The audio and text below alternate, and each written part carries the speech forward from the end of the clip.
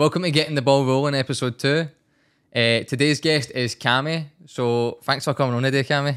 Thanks Appreciate for you having me. I appreciate you coming on, mate. It's good. Nobody's wanting to do these podcasts. They're all getting nervous when I ask them. I'm looking forward to it. I say I watched your last one and I thought it was really good and interesting. So I'm looking forward to it, mate. Thank you very much. Thanks, mate. No, I appreciate it. It's also got to be a bit different today. It's not going to be as intense as last one because last one was serious with serious consequences for people. So I was wanting to get a bit of awareness out there. See, when you make it big, just remember come on, second guest. Nah. So just remember that, mate. Right? No, mate, I've got a feeling you'll be a regular guest because obviously not a lot of people want to come on, so it'll be good to get opinions on things. Once you've got me on this, it'll be all the single housewives. It'll be watching it. So don't worry about it. You're confident, mate. You're confident. So first thing I want to ask you is, what was your experiences like growing up as a Rangers fan when you were younger? And did you ever have any run-ins and trouble with people with other teams just because of you being a Rangers fan? I think when I was growing up, I got into football fairly late. It was like usually when you were getting into football, it was kind of 5, 6, maybe 4, 5, 6 year old. But I didn't really get into supporting Rangers. I'm a Rangers fan.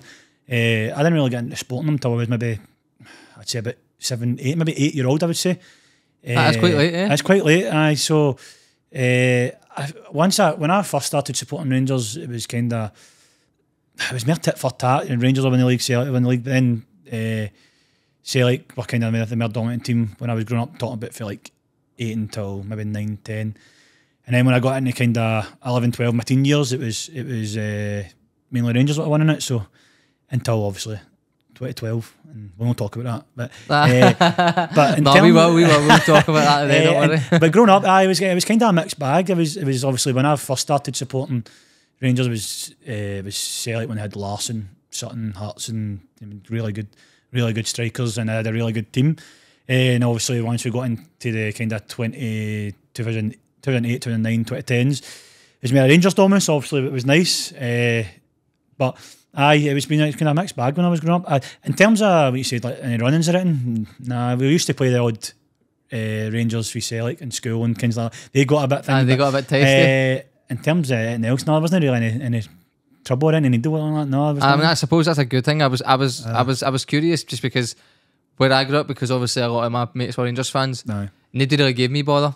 Because again, you'd have the banter, but it would never go more than that. It was always just wind each other up, and then you'd come back to it, which was good. But I know that you do see these stories, mate, where people take it too serious, man. People end up getting hurt at it, and it comes to violence, and I can't get my head on it when how people get to that point where they feel like they need to hit somebody, hurt somebody, and all that. And I know a few people for both sides that they take it too serious, and you're talking about now, obviously.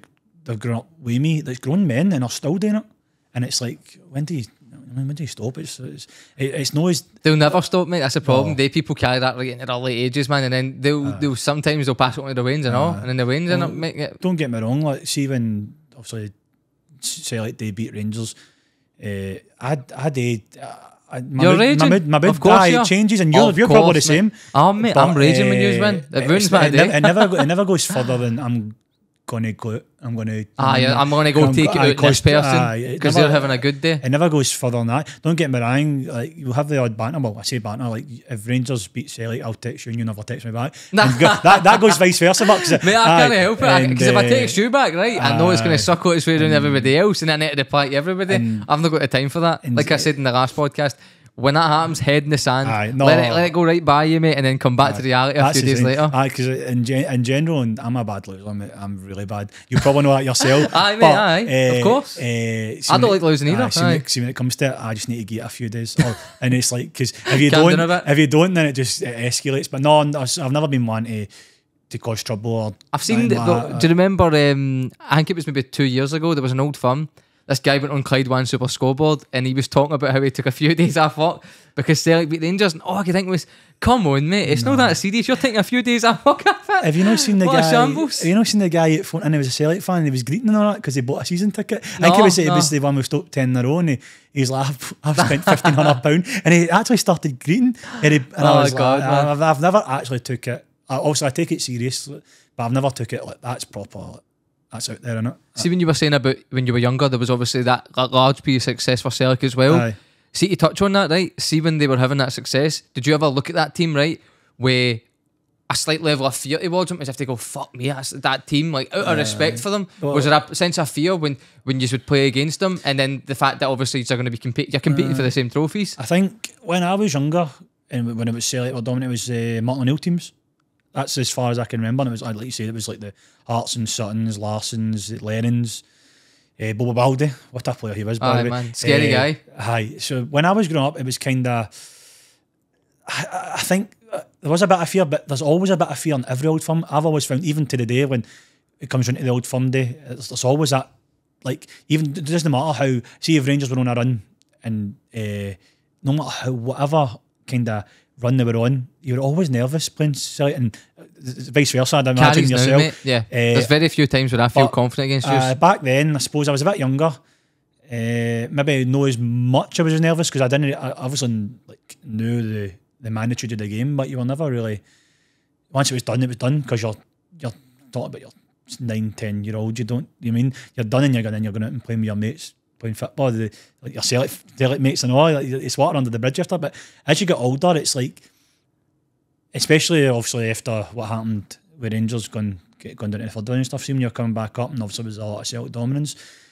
I'll be honest, I was dreading going to the Old Firms. Aye, mate, I see the thing is though, what you felt then, obviously it's different circumstances, but when I was really young, man, it felt like you just always had some sort of edge yourself. Even though Celtic would still win leagues here and there, we had such a level of fear of your team. Like I did anyway, mate. Like I respected that team. There was some good teams there in the years when I was younger, and you would always just be like, oh no, you dread the games. But obviously sometimes you'd come out with a result you wouldn't even believe. I remember there was a game where we had a red card against you. It's when you said they had youth, and it was a cup game. Was that and I think we ended up. Jimenez scored? No, was that? No, was that? I went to a replay after that, didn't it? The one I'm talking about, Scott Brown scored near the end of it. And done that was. He done the I'm sure thing.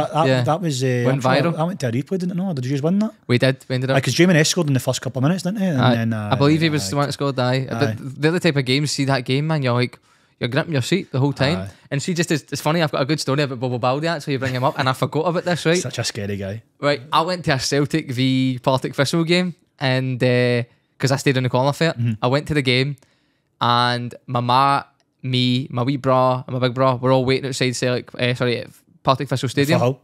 We're waiting outside Firhill. Celtic players take a good while to come out, man, and then everybody seen Bobo Baldi and got excited.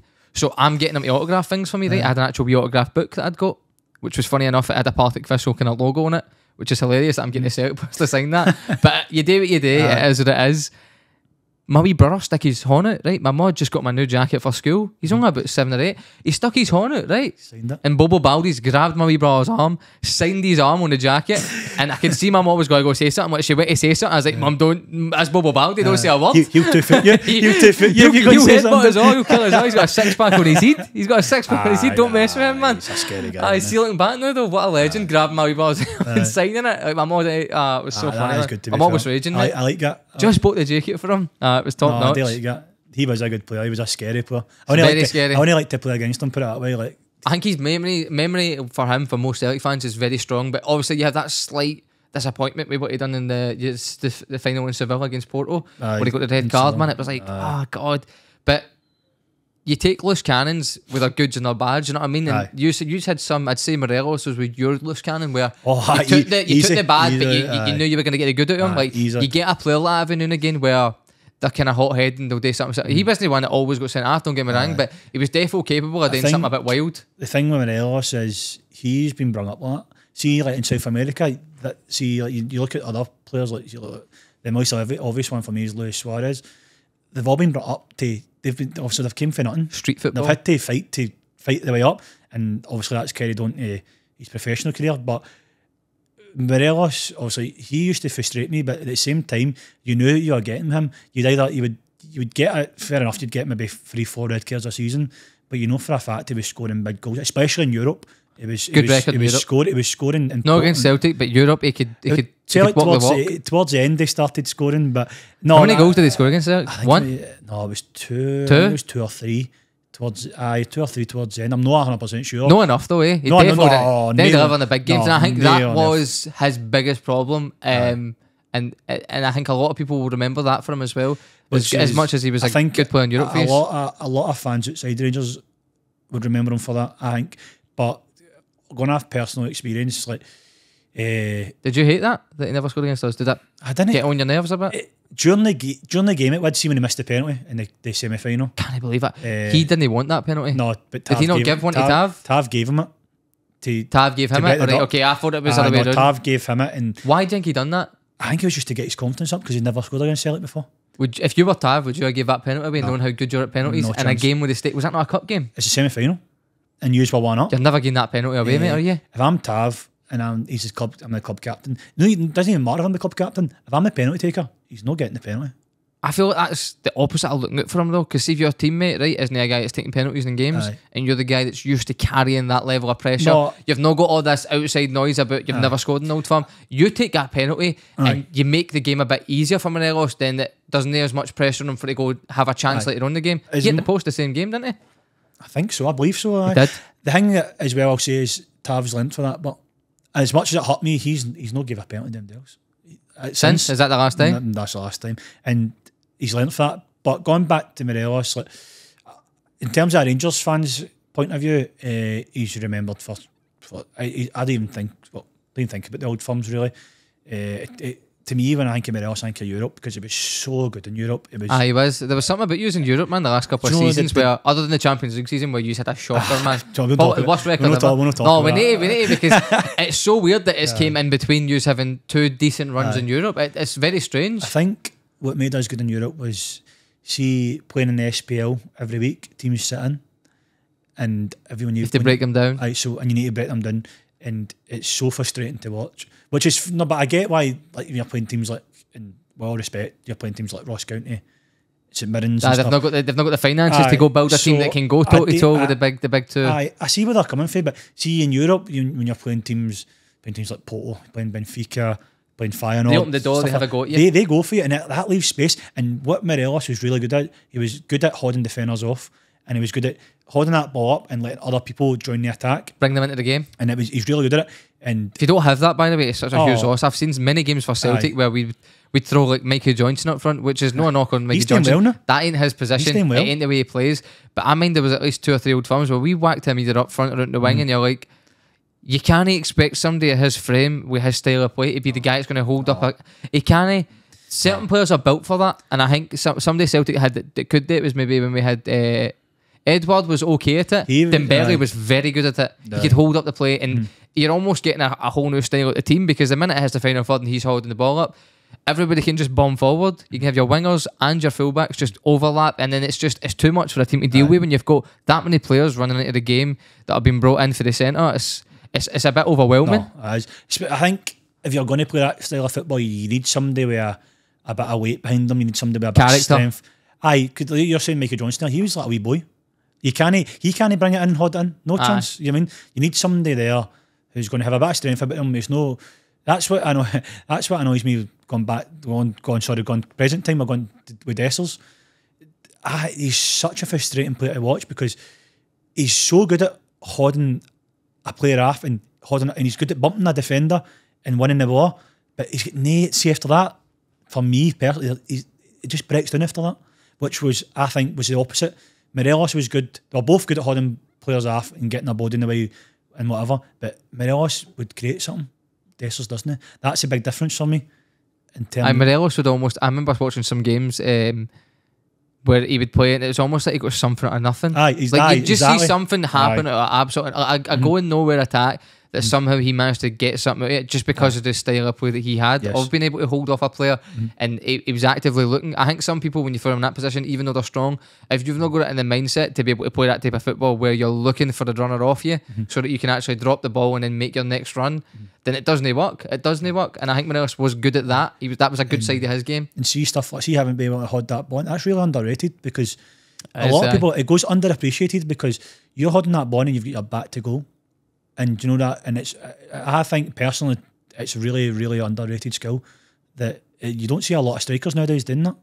No, you don't. I know we've lost Old Firms because when I'm saying about Michael Johnson, when we were throwing him up front, and then other games where we try to replicate that almost kind of after Dembele had left, when it doesn't work, you can almost lose a game just through that alone because it's so crucial. If that's your game plan, right, and the player can't do it, it's so crucial to the game plan that's it. Like the game plan's gone, and you stick with it, and then that's the game lost. I think especially it's really important in Scottish football. Aye, like, it's a very physical league, mate. It's no you don't notice it as much in like down south, but in Scotland it's physical and it's a lot of high balls and balls at the top, and it's underappreciated, it's underrated, I think. We've noticed it. I've gone for a Rangers fan with Dessers for Morelos. I'm not comparing it. Would you keep Dessers for next season? I think. Are you staking it on what you win this year? So if you win everything, so I think I would keep him because as much as he is a very, very frustrating player, he's shown glimpses of what he can be, and obviously he was signed under Bill, and he's obviously that didn't last very long. And Clement's come in and done wonders, but good manager, very good manager. But I feel I just feel in like my heart there's a. Can't trust him. But I feel there's something more. There's another layer to Dessers that we've not seen. It's maybe not worked out. Well, maybe he's no kind of maybe he's no grasped the physicality of the league or the pace of, because with Rangers they play with like 70% possession. Maybe he's not used to that. Do you know what I mean? And I just think there's something more to Dessers, but at the same time he's not an out and out. He's not a ghost. Like see you compare him to Shanklin. He's never near. Would you take Shanklin to Dessers then? Oh, 100%. 100%. Really? Oh, 100%. 100. I wanted Shanklin signed in January, if I'm being honest with you. Why do you think Rangers never bid for him? Do you think it's financial? I think it's financial, mate. Really? If I'm being honest, I think it's financial. I think Hearts were asking for something stupid. I think it was 5 million, 5, 6. I don't know that. Does that frustrate you then, as a Rangers fan? Because obviously the level of investment that was put on for Michael Beale to bring in that kind of window to start the season. It's frightening to see how much money, because obviously Celtic are guilty as well. The signings we've brought in, I'm really not happy with it. Like the level of recruitment was so poor that we've now had the recruitment, which is Peter Little's son. He's left now, but left the role. Too right though. Like I have a lot of respect for him for stepping down for the role and not making it like a bitter exit. He's realised what he done wasn't good enough and just said, I need to go. Either that or the club at some point, and like somewhere within the club have said to him, the job's just not been good enough. You've made the managers difficult. Like, made the job for the manager very difficult this season. Not to say Brendan Rodgers is completely off the hook, because I feel like there's some things he could have done better, especially the way he's addressing the media. He's not got that kind of same touch of class that he had, that kind of first spell at Celtic. And I think it's because of the level of pressure this season, with all the scrutiny of him coming back, it's got to him. Which it has to. He's only human. It has to get to him. And I think when he goes and does his interviews now, you just see it's not the same guy, which is a bit disheartening as a Celtic fan, especially when I really wanted us to look outside the box and see, even if we were going to lose the league this year, right, if it meant us doing that in order to get a guy in that's going to take the job and do it in a different direction and just give someone else a chance, because we done it with Ange and look how that went. I would have liked that to happen, but obviously if Celtic win the league this year, then I'll be happy with that. Like, it'd be nice to get the league in the bag, especially with what you get, the rewards from it the next season are huge. But I think a lot of Celtic fans just didn't want Rodgers to come back because of the way he left wasn't nice. To leave in the middle of a season when you're chasing so many trophies. I believe it was 2 days before a cup semi-final or something against Hearts, if I remember right. It was similar to Gerrard, the way Gerrard left, wasn't it? I don't get why they do that. Surely you want to steer a job through, because that looks better on your CV. Because see, wherever they go next, let's say Gerrard, for example, he went to Villa, wasn't it? Aye. Didn't work out for him. So now your CV isn't as strong to fall back on for the future job, because now you've got one trophy from 3.5 seasons with Rangers. Done well in Europe. So I actually would attribute a bit of the success he's got in Europe that season, get to the final. You've got to give a big part of that to Gerrard and Gio. They share the success with that. The next thing I wanted to get on to you actually, Cammy, was what was the first game you ever went to? First Rangers game you ever went to? It would have been a Rangers game. I think the first game I ever went to was my uncle actually took me and my mum actually went. It was a friendly between Rangers and Everton, which was I think it was 2005, so I'd have been 9-year-old. It was a friendly against Everton. I think Everton actually won 3-2. That was the first game. Go on, Everton. Who was playing at that time for Everton? What's the team? For Everton, must have been. I'm actually not sure for Everton, But was that no kind of the time? When was Rooney breaking through? They've been 17. What year was it you went to the game? 2005. That's about the time, I think. So I couldn't tell you if he was. I think was Alan Stubbs playing for Hibs. And sorry, he was Hibs manager. That's why I said that. Was Alan Stubbs playing for Everton? It might have been.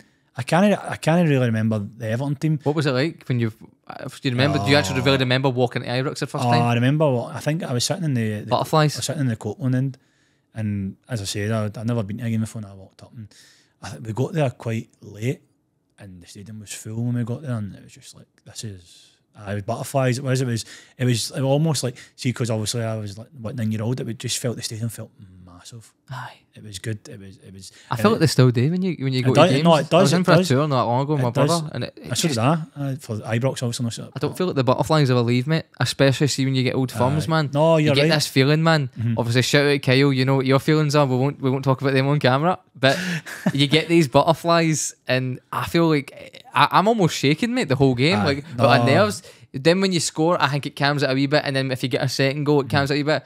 But the level of Butterflies, man, it's amazing before an old firm. It makes you feel alive, mate. It really does when you're watching a game.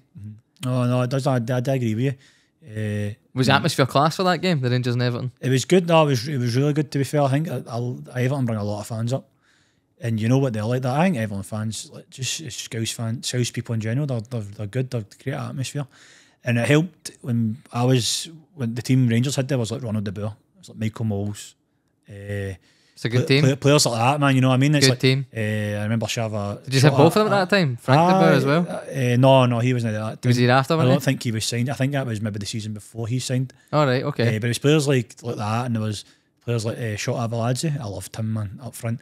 It was players like that. I mean, they had a really, really good team. It's funny when you see when you look back, maybe even just 10 years ago, you go legends. You pull out names. Man. See, if I was to say to you, pull out legends for this team, your Rangers team, you'd probably be sitting there like picking your brains. Maybe one gets a pass mark where you go, they done well. But even then, the player we're talking about is obviously Tavernier, because that's the only one.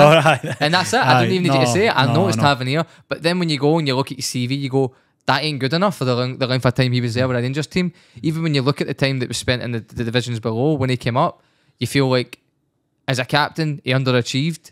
But obviously, he's still got time left to obviously add more trophies. But it's nuts that you go back and you think about 10 years ago and you go, legend. But then, the same for me, mate. I can go back and do the same. I think it's hard now, though, when you look at those teams. See, if you go back and you look even at the SPL as a whole, like, even I'm thinking back to even Hibs with Gary O'Connor, Derek Riordan up front together.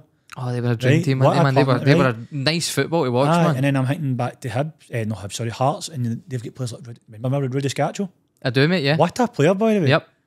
Do you think back to players like that and you're like that? Templeton in his prime for Hearts as well, man. Crack player. Then you look at the SPL now. They have got good players, but you wouldn't really categorise them as like. Do you not feel like that's the way that the football's gone, though, mate? Like, the more money a team has, the more they're just going to start. Like, so obviously, the gap between Celtic and big teams in Europe, that's getting bigger. And I feel like because that's happening with the financial market, it's not only natural it's going to happen in our league too. But there's been a few teams this season that have surprised me and got some good results against Celtic. Like, I believe the biggest shock in the season in whole, I'd say Hearts. The fact that they've got Naismith as manager, very impressed. As much as it pains me to say that, he's done a good job with them. Like, a very good job considering where they were last season. Like, very impressed with him. He's done a good job. I'd say Derek McInnes has done a cracking job. I was going to say that. Kelly had a good this season. Kelly have put Celtic at the cup, and I believe they've beat us twice as well. I think so. I believe maybe one of the 2 times was the cup game, but the bit used to one. It shows that teams are capable of doing it, even though the standards not as the same. I think it's more now you just look at, it's all about the style of playing it. As much as I hate saying that as well, because that's back then it was all about the characters that would build a team, characters, managers, all the way through the team. Now I think a big thing's if a team suss out your style of play, there's ways to like play around that now, especially with like managers like Derek McInnes who are. He's very experienced. It surprises me he's never had like a big job like the Rangers job and that. I'm shocked he never took that, mate. I think you would have been in a very good place. He's obviously been told something I like to hear in there. Maybe it was signings. Maybe they were saying you only get a specific amount of say. But touching on Derek, did you want him as manager? I was scared you were going to get him. Do you know what? I didn't want him, but if he got it, I would have been right, fair enough. Let's move on. We'll back him. But I wouldn't say I 100% wanted him in, but I wouldn't have minded that way. But I think the only thing with Derek McInnes is I hate playing against the McInnes teams because he's so organised. Like, he's defensively, I mean, like, you look at that Aberdeen team and then you look at the Kelly team he's got now, they're so hard to break down. They're so very so physical, hard. mate. And they almost like bully. They bullied Celtic, mate. And the bullied way us, man, the cup game. The way I'm looking at it is, what he suited the Rangers, who, like you say, dominated possession, were always in the attack. His teams will never like that. No, they don't mind not having the ball, eh? But he's had to adapt to the teams he's had. But would that suited him? That was my only kind of worry.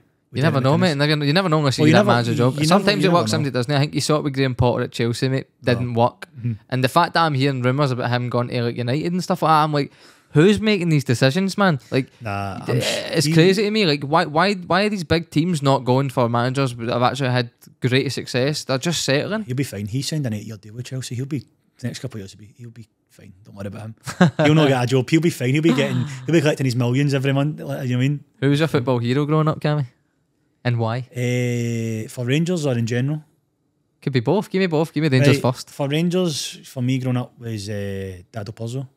I've got a good story about him. What a player, by the way. Like, the big man just bled blue, didn't he? Like, he put everything on the line for the warrior, man. Oh, that's it. The one with bandages and all that. That's the one that strikes me. Was the old film. They had the bandage on his head. 2 black eyes as well, I'm sure. Oh, what a player! I used to get him in the back of my tops on the time, my Rangers tops.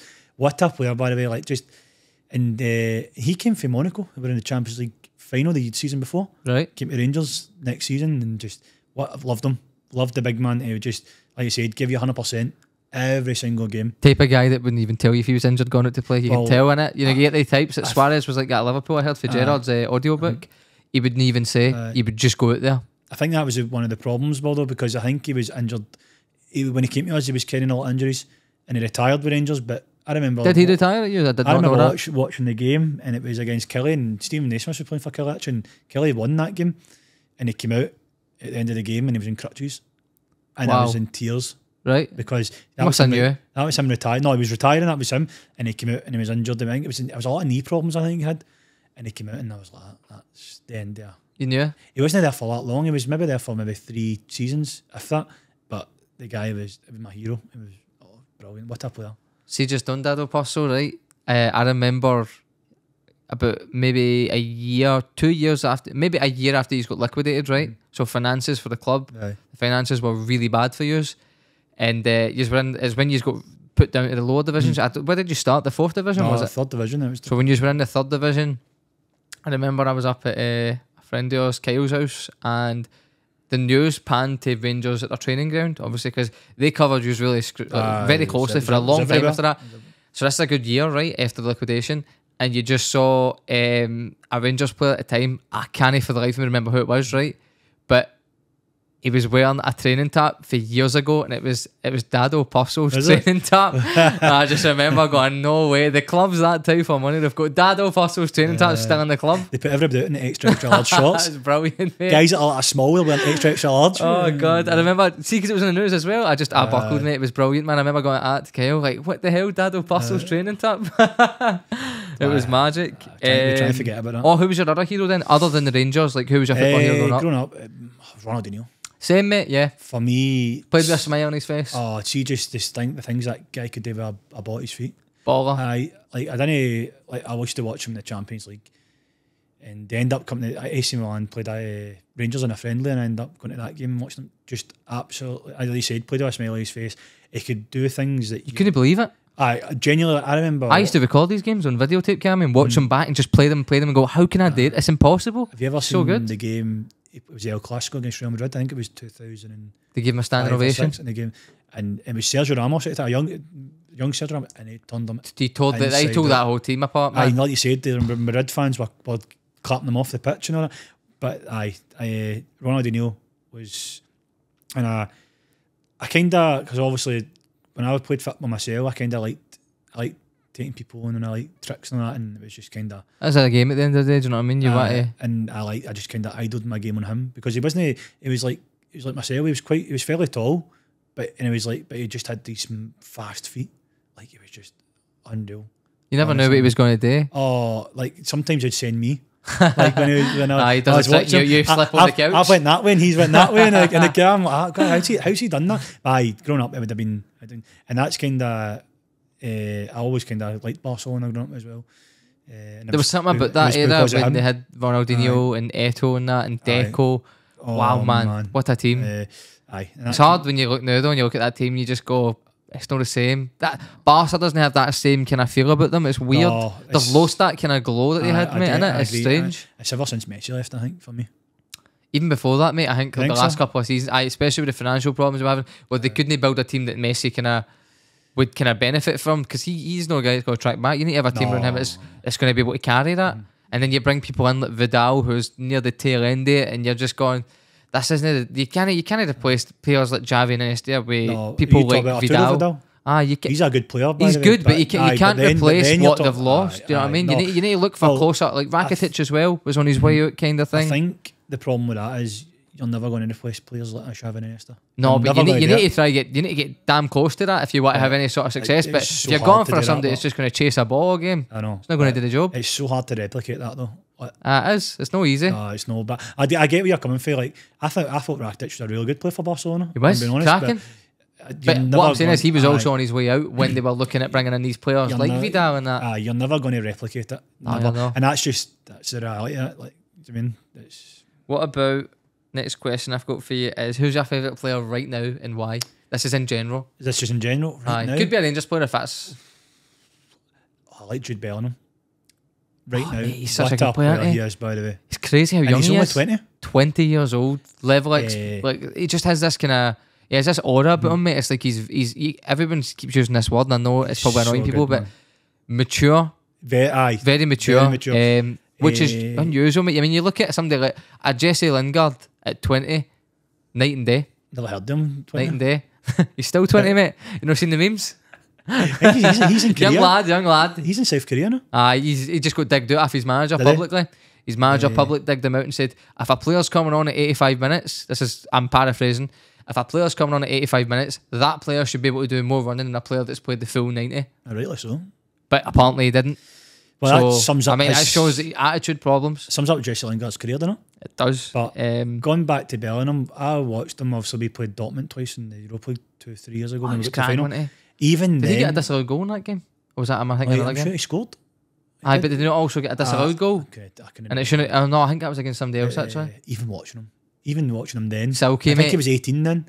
And he moves with the ball so he's dribbling so good. He's box to box. He's very good. Obviously, much better at getting forward. I think a lot of players, a lot of young players now should look up to a player like Bellingham. Even though he's only 20-year-old, but look at him. Look at the way he plays. Moving out of the aisle. He's not nervous, like you say. He's very brave, and he's almost like kind of led that team, Real Madrid team. He has, mate. I would agree with you there. When you see them doing well, right, in these games, and especially when it's like tiebreakers, he's either the guy scoring the goals or he's involved. 100%. You look as well at players like Toni Kroos and Luka Modric, they are raving about him. And yep. You're talking about Modric, a Ballon d'Or winner. Yep. Toni Kroos is one of the best midfielders in the last 10 years you've ever seen. 100%. Right? Yeah. And they're raving about this boy, and he's 20-year-old. He's still got another 15 years left.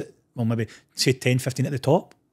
He's already playing for Real Madrid, probably the best team in the world. Unless somebody like Man City comes in with crazy money, I can't see him going anywhere anytime soon. It's scary how good he is. He just needs to keep that standard now, because now he's set that standard.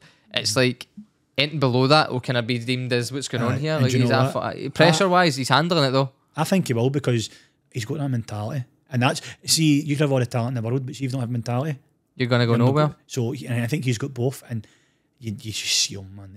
He's so good. He's a joy to watch, mate. He's what a few football players, especially like I tuned out of Real Madrid games for a while there, right? Other than the Champions League ones, I tuned out of watching the games just when Ronaldo left, because I don't know. I mean, Benzema done a really good job. They still won the Champions League, and they were doing a really good job of hanging into games when they weren't playing well, and having this kind of thing where they were so mentally strong they would still go on and win. Especially that City game in the semi-final, the year they won the Champions League. There was just such a weird thing about the team where they would look like they were so out of it, but they were staying in there with the scoreline, and then they'd go on, and then they obviously won the Champions League. But I think Bellingham's restored a bit of that kind of factor where it's exciting to watch him again, just based on what he's able to bring to the game, which is brilliant. It's brilliant because like you want to watch games to be entertained. You don't want to watch it just for results.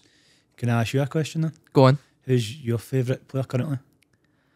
It's a hard one, mate. I mean, Jude's definitely up there. But another one I've really liked for the last couple of years is Harry Kane. Harry Kane, phenomenal, man. I feel really bad for him, mate. And see, the thing is, I see a lot of people online giving him a lot of hate, and I don't get it. Oh, he's went to ban the Tottenham thing, he's not going to win anything. You can't have anything but admiration for that guy, because any level of football you put him in, whether it's international, Premier League, the Bundesliga, he scores goals, mate. I agree with you. And he's very good at being able to, for a guy who has his stature and the way you look at him and think he plays, he's very good at getting involved in games where a lot of players at his build and his position won't get involved. He drops very deep, and you saw it for Tottenham, mate. He would drop very deep into like almost where the half railing is, and he could ping a pass in where he'd bring somebody in for a one-on-one. Not many players can do that, mate. I agree with you. Was there not a season where he got the top scorer and top assists? I think him and Son were up there together. He was top goal scorer and Son was unbelievable. They were good together. Harry Kane's one of them, mate. Just because I've liked him for years. I agree with that. And he's obviously shown he can do it abroad as well now. And I like him even more because he surprised me, because I saw him play for Tottenham when he was breaking through the first couple of games. I remember watching games, and it might have been when the Europa Conference League started, I think. Or when the Europa League started, something like that. This was a while back. Obviously when he was just breaking into the team. I think Tim Sherwood was the manager. And I was watching him play. What a geezer he is, by the way, Tim Sherwood, man. I love listening to him talk. He's good in Sky Sports. Such a geezer, man. So I remember Harry Kane was breaking into the team, and I was watching a lot of games at that time, a lot of football, and I was just going, he's rotting, this guy, man. How's he getting a game? I couldn't believe it. I was like, yeah, I think Soldado, maybe. I was like, you're bringing up Soldado, who was a baller for Valencia or Villarreal, I think it was, right before he went to Tottenham. I think he played for both of them. It was Valencia before, but... And then, it was Valencia. And then he's coming on, and I'm like, who is this guy? He's rotting. Harry Kane, I was like, my arse, he's rotting, man, get him off. Turns out he's the best striker in the world, basically. And then he's proved me wrong, mate. And the thing is, I like that. I like that he, obviously, because he had a great start, but then see when he started scoring for Tottenham, didn't stop, and it's went on for nearly about 8-9 years or something like that. He's just, I'm gutted for him in a way, though, that he won't get that Premier League record. Maybe he'll go back and get it. Go back, you never know. But he would have, the way he's playing now, if he stayed at Tottenham with Ange there, I reckon he would have got that, he would have got very close to it. He'd have got very close to beating it. I agree with you. But I'd have to say between he's good. He's a good Jude Bellingham and Harry Kane, man. Two English players, I know. Two English players, mate. But yeah, look, if you can play, mate. Exactly. Doesn't matter where you're from. Exactly. Does not matter. That's it. Also, shout out Vinicius Junior, mate. What a baller, man. Another player who surprised me, mate, because see the first season Real had him there, I thought he was rotten. I was like, who is this guy? I agree with you. I don't know where they signed him from. Was it Brazilian league? I was Brazilian league. So I think he tried to bring that kind of, you remember when Neymar tried to bring that style of football to Barca, and it worked because obviously look who they had.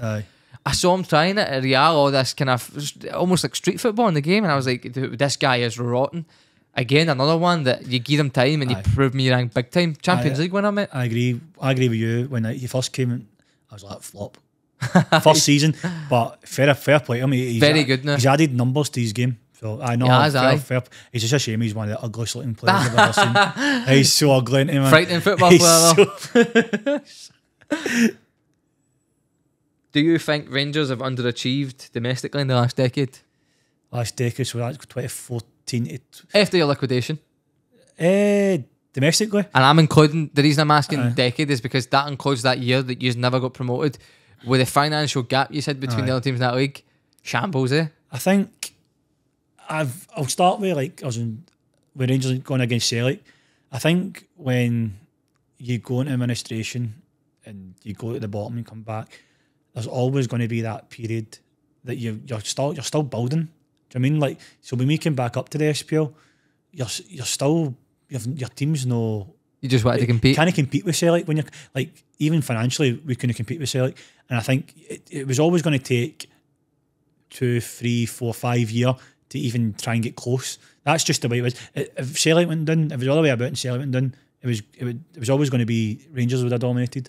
It takes, you can't just come up, and which I found a lot annoying because a lot of Rangers fans did expect Rangers to come up. And maybe not in the first season, but kick on in the second season, the third season.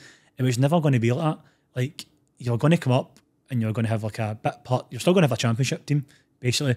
And it was going to. I knew for a fact it was going to take 3, 4, 5 year to even compete with Celtic. That was just the cold hard facts. And a lot of people couldn't see that. A lot of people... I think there was a bit of arrogance there, mate. With people who grew up with so much success with the Rangers team that it was like, as soon as he's got promoted almost, it was like, that's us back. Rangers are back. 55 was on, all this. You heard it for years, mate. We heard it for like 7 seasons. No, I agree with you. A lot of people were looking through kind of blue-tinted glasses. And I've always been kind of... grounded. I kind of really start kind of way. I knew it wasn't going to be that easy. Don't get me wrong. I didn't think it was going to take until Celtic nearly getting 10 in a row to win it. Yeah. I kind of thought it was going to be before, maybe a couple of years before that. But it was always going to be a long project, and it was always going to be like that. But unfortunately, a lot of people didn't see it like that. And it's just the way it went. So you don't think that he's underachieved? No, sorry. Going back to your question, I think Rangers have underachieved, and I'm thinking back to the Hibs final, the Gerrard. Going back, if I go back to the Hibs final, that was a low point. I think it was Anthony Stokes that scored on it and should have won it.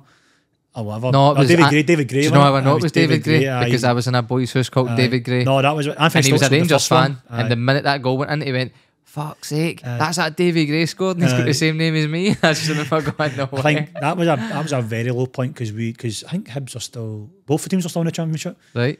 And I just think that was a very low point. But the one that gets me the most was when we won the league with Gerrard and we get put out the cup twice. I think St Johnstone, the League Cup and the Scottish Cup. Was that the year St Johnstone won one of them? They won both of them. Did they? Aye, and that was, I think, to me, I was like going back to it, I knew Celtic would have dominated. That was always going to happen. Like when Rangers were still rebuilding. Mm-hmm. But the season we won the league, I really thought you kick on for that. that. We won the league unbeaten. Do you mean? And I really thought. Did I think that would happen again in their lifetime after Celtic done it? I was like, nah, it will never be done. And then when you just came close to it, I was getting really bitter about it. And just not even to win, I thought we'd have went on at least won one of the domestic cups. But fair play to St Johnstone. Was it Tommy Wright? I think it was Tommy Wright. Had them playing well. But I think Rangers, no so much. I don't really, like when we first came back up to the league, then maybe that kind of 3, 4, 5 seasons, I wouldn't really say we're underachieved because we're still building.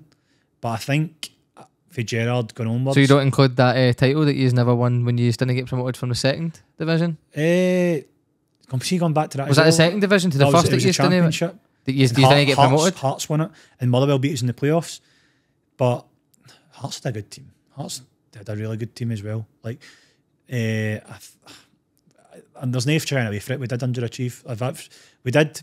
That's why I was putting it in that decade because I know it covers the. We did underachieve. I would say 100%.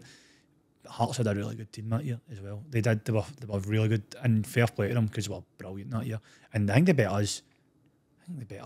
2 or 3 times that season. It's crazy to think at it when you look back at it in our lifetime, mate. That the Rangers were doing that. Aye, I try and forget about it.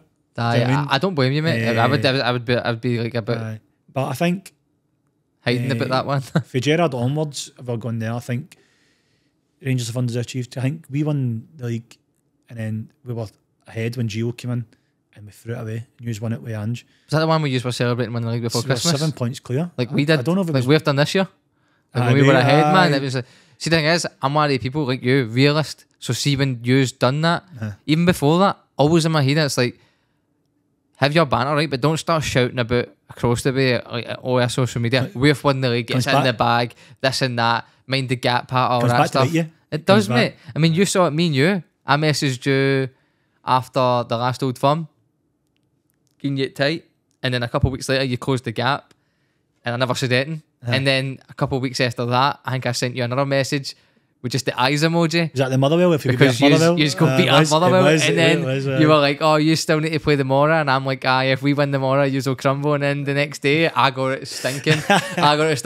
See, this is why you don't put it on social media. Well, get your wee DMs in so that you get the DMs back. You know, publicly out. There's an absolute.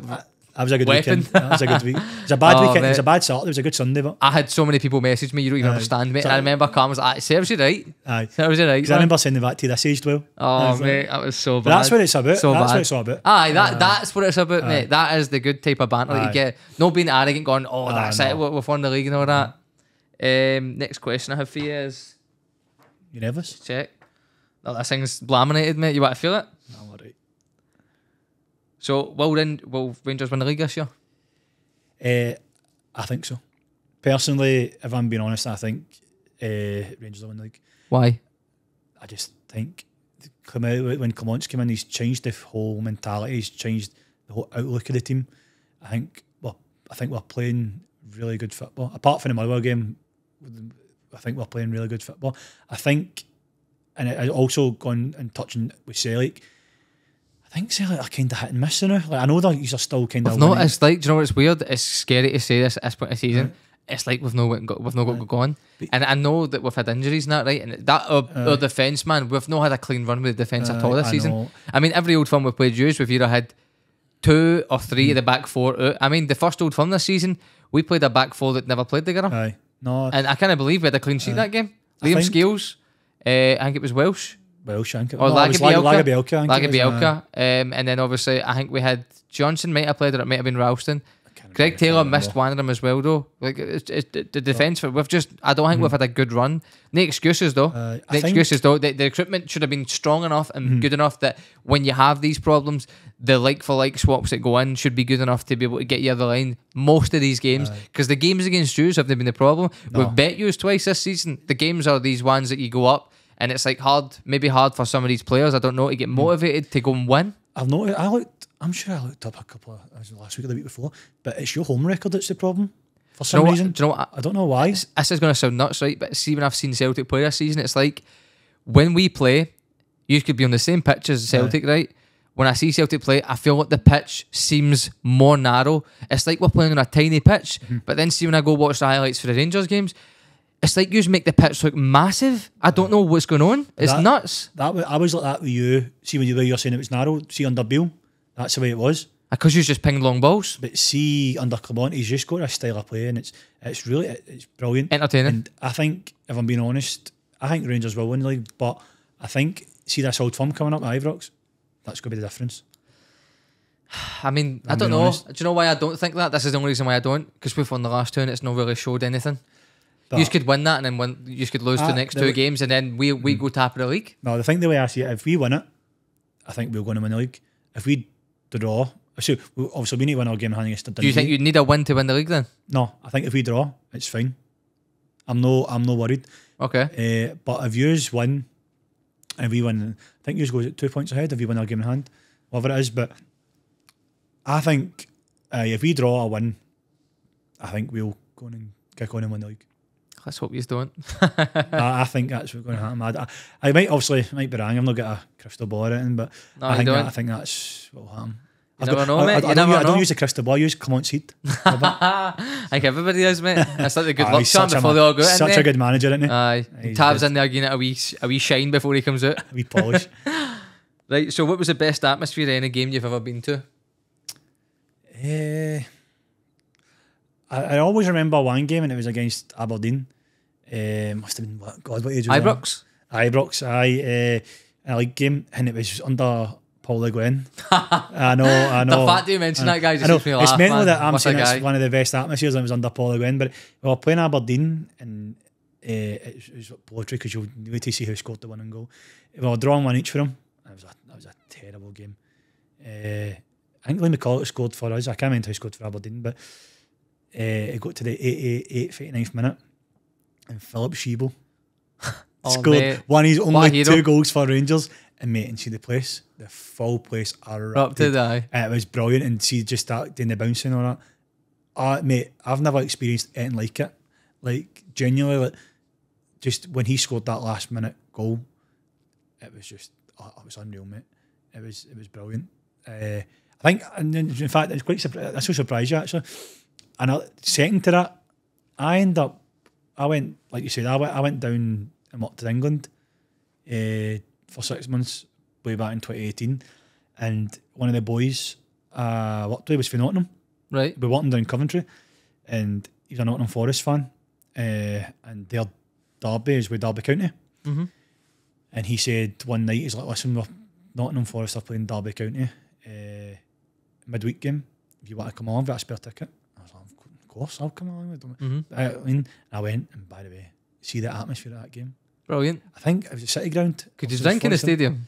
I think you could, but I didn't get. I was working the next day. I couldn't help myself, man. At football, getting a chance to have a wee jar. I was in the championship as well. It wasn't even. It was, and honestly, man, like, wee mocktail for me, man. It was joy. But what surprised me was I didn't expect it. The City ground. I can't remember how much the City ground was. It's 30,000 maybe. Might be wrong. But see the atmosphere that night. I don't know if it was because it was under the lights. Might have been, mate. Night games have something special, didn't they? What an atmosphere, by the way, at the City ground. And fair play to them, because I knew Forest were a big team. Don't get me wrong, I knew that, but I didn't realise they were that big until I experienced it. It was phenomenal, by the way. And they won 1-0. And it was Frank Lampard was the manager of Derby. Was he? And they were, that was before the Chelsea gig. All sorts of abuse. It was Fat Frank and that I was getting called. He was always called that though. To be fair, what an experience that was, by the way. What's the worst injury you've ever seen in a game in real time, like at a game? Seen in a game? Aye. You got a standout one that you seen, you were like, oh man, and you knew you were coming off right away. Has that been as in like watching a game? Or? Aye, when you're watching a game. Oh, there's two and they're both for Arsenal. It was, really? Aye. I know one right away then. What was it? Ramsey's one of them. That was horrible, mate. Really hot. Was it one Edward? It was Eduardo. Eduardo, was it? Is that what his name was? I thought it was Edward. No, Eduardo. That was mate, they've had such a curse, innit? What's with the curse of Arsenal players getting really bad injuries, man? I'd say that Eduardo's was the worst. I was against Birmingham. That was horrible, man. Do you know that proper, like, that affected me, like that like, because... Do you worry about that? You had your ankle done before, didn't you? No. I've had problems with my ankles before, and it was thankfully nothing as bad as that, but that proper, like, that was bad. I can't believe you kept playing after that. Seen that? Like, that was the first kind of injury I went, by the way, like, that's... Larson's one for me, man. Oh my God, man. Do you know, I wasn't old enough to even see that, to be fair. I'll tell you what, mate, see when you saw that, man, you actually wanted to be sick. I've seen it now, I've gone back. I had the game on, I'm sure I taped that on video as well, man. Horrible, man. 2001? I can't remember. I couldn't tell you the year, mate, but all I know is you'll never forget an injury like that, man. It was horrible. I've seen it nowadays, but the McCarthy one was pretty bad with Big Rondon. I think I've seen that. So McCarthy, I think McCarthy hit a shot and Rondon blocked the shot, but see the follow through. I've seen it. McCarthy broke both his legs. I've seen. I know you're talking about. And I wonder if that's played a part of why when he's at Celtic, he's not getting a look in, is he? See, the thing is though, with these things, right? I hate when people speculate why he's not getting a game. See, for all we know, he's maybe went and had a word with the gaffer and says, "Look, I know I signed the contract and I'm hearing that, but I just don't feel I can play the way I used to be able to." I know he's played bit part games, but see, when you have an injury as bad as what he had there, your confidence can never be there's no way your confidence will ever be the same. Maybe unless you're like an absolute freak mentality where you're just pure built different, but there must be, that will play with him for the rest of his of his career. It's nuts that he's at Celtic and he's not getting to play, man, because like what he had to offer when he was in the Premier League, I thought he was a really good player, mate. I always really liked McCarthy. I met his cousin actually. It was weird because when I worked in JD Sports in the footwear bit, I remember there was this young boy came in and the mom was like, "Can you give us a wee hand getting him some boots? He's got a trial." And I can't remember what team it was, but I was like, "Oh, that's brilliant." I was chatting about the wee guy, like, "That's good and all that. Like, who's your heroes and all that stuff?" And he goes, "My cousin," or it was his uncle, James McCarthy. And I went, "Brilliant." And I was like, "That's the mum that was there." I was like, "I really hope he comes to Celtic." And she was like, "Oh, he tried to, but they wouldn't come in for him when he was at Hamilton." And I was like, "Bummer." But then obviously we ended up getting him. He was a good player until he went to Celtic. Unfortunately, it's just not worked out the right way for him, mate. But you get a lot of players that come up for the Prem that just doesn't work out, man. You find that, even going back to my experience, it was never near that level, but when I used to come back for like ankle breaks, there's always that thought in the back of your head. Scared?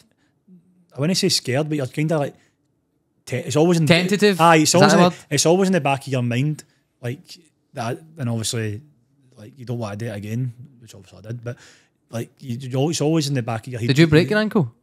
I broke my right ankle twice. So, like, see when it's broke like that, how long is the recovery when you break your ankle like that? So the first time I done it, it was a break in the inside, so like kind of in the bone here, and then the outside was fully torn ligaments, and that was, actually that was like 12 weeks recovery. So, and then the second time I done it was a crack on the outside bone and then inside ligaments. But it wasn't as long. It was, I think it was only like 6 weeks, that one. So it varies in how severe you do it. But it's no fun. Nah, I'm lucky, mate. I've only ever done, like, I done my ligaments, my ankle once. I don't know if you were playing with me. And I heard click, click, click. I thought I broke my ankle. and I got up stupidly and tried to keep playing. And then I remember I was supposed to, the doctor told me I think it was like 6 weeks recovery with a moon boot. I kept playing, mate, and it just took forever to heal. Man, my ankle was swollen. It was sore. Never broke, obviously, luckily. The thing with your ligaments is, which I found out, is like they never fully 100% heal. So when you tell them that they do heal, but they're always going to be weak. Right. So I found when I was playing like regular for a team, I would always kind of go over my ankle because it was that. And even nowadays when they've got the same strength in them, yeah. It's not the same, and it's horrible, man. Do you know Charlie Miller? Used to play for Rangers, yes, right? I mind I was playing in a Friday league thing that the police set up to get people off the streets, right? So it would be a scheme league. Was that the A&M Aye. I played in that before as well. I played in the postal one, and I remember I was playing against Milton, right? And they were good games, you may have played against me then. I might have. Kyle came to watch a game. I used to play for Milton. But I remember the first game I had a no bad game. I remember I was playing centre mid. I didn't even, I was different. I would want to play here, there and everywhere. But I remember I was playing centre mid and I had a no bad game. So I had confidence going into the second one. So I get told I'm playing. It's Charlie Miles. You're playing centre mid again. The boy he was putting in the middle was somebody I'd not played in the middle before that was decent. It was a left footer. So I was like, good, I can stay on my right side. Because if you played with two right sides, it's annoying when you have to go in. You had to stay on the right side. I did, mate. You've not got a left foot? Knowledge. I've not got a left foot, haven't I? So I remember Charlie Miller's like, right, we can get a warm up, right? He would just let you do whatever you wanted for me, right? So I go there, all confident and all that, and I go to whip a corner in, mate, right? Just to warm up. Mate, I've not done my stretches, so see when I've whipped the corner in, I've just felt a big click and a pull right at the top of my leg. Never done it there before, right? And it just felt like something tweaked. And I remember just going, oh my God, man, I was walking like I was wearing high heels after it, mate. Game's not even started. I go out to Charlie, and I go, Charlie, mate, I can't play. And he goes, what's happened to you? And I tell him, and he goes, right, everybody come in, and then he's brought everybody in the circle, right? Everybody's there, subs and all, mate, right? Even all the coaches, mate. There's about 25 people there minimum. Right, boys, we need to do the team again because Sean Paul's bust his tights, mate, and everybody erupted, mate, and I was just like, oh no. If they're getting changed with all the gear and all that. I like that, but driving all the way up to Milton, mate, I had to go all the way back up to the change room myself, like a pure loner, get changed, come back down, stand there like a fanny and waiting on the half to get my lift home and the coach, mate. I like that, but for Charlie, because that is quite good. That's what football needs to be like. I think they don't get that anymore. So it's funny, mate. I don't know if this is true, right? But I heard he got a sack for that job because they caught him driving. See the A&M van that they gave him to drive equipment?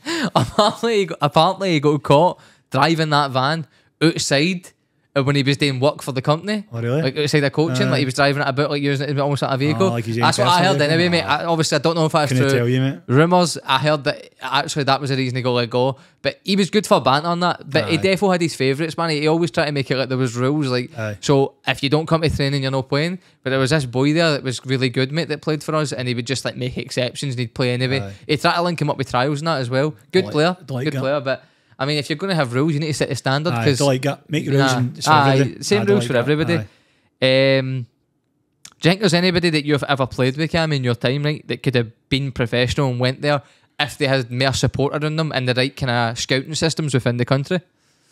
I think I've played with loads of boys that could have made it. 100%? Oh, I've played with you see when you go to Lowland League football and you see some players, you go, I feel like I've seen players better than them. It's different when you're out there.